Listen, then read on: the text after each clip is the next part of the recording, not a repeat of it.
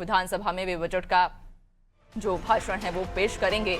मंत्रियों का विधानसभा में पहुंचने का जो सिलसिला है वो भी इसी क्रम में अब शुरू हो चुका है और अब से कुछ ही देर के बाद में बजट पर कैबिनेट मंत्रियों ने जो प्रतिक्रिया है वो भी दी है और 2047 का विजन देखते हुए प्रदेश का ये बजट तैयार किया जा रहा है। तो मंत्रियों का विधानसभा पहुंचने का जो सिलसिला है वो अब शुरू हो चुका है और कुछ ही देर के बाद वित्त मंत्री जगदीश देवड़ा ये बजट अब पेश करेंगे।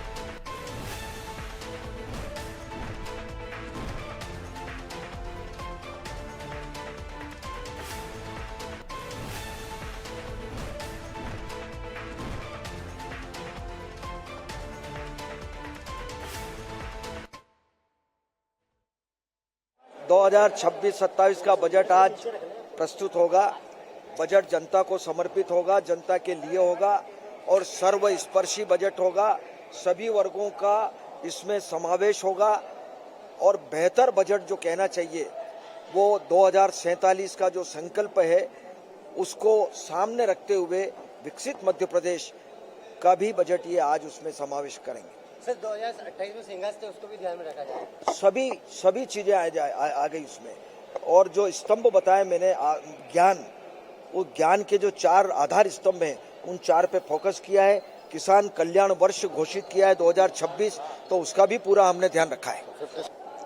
मध्य प्रदेश सरकार विकसित भारत के संकल्पना को साथ में लेकर के काम कर रही है। अमृत भारत संकल्पना लेकर के काम कर रही है और ये प्रदेश का जो बजट होगा ये बजट में 11% से अधिक जीडीपी का विकास का बजट होगा और किसान की, मजदूर की, युवा की आर्थिक स्थिति कैसे सुधर हो उसका बजट होगा और महिला सशक्तिकरण का बजट होगा। गृहिणी का आत्मनिर्भर गृहिणी बने उसके हित में बजट होगा। कृषि को की उन्नत कृषि कैसे की जाए, उत्पादन क्षमता कैसे बढ़े उसका बजट होगा। कृषि में नई प्रयोगशालाओं के साथ में नई खाद और नए बीजों का उन्नत का बजट होगा। इस प्रकार शिक्षा, स्वास्थ्य को लेकर भी यह बजट विकसित बजट होगा। विद्यार्थियों के हित का बजट होगा। धन्यवाद।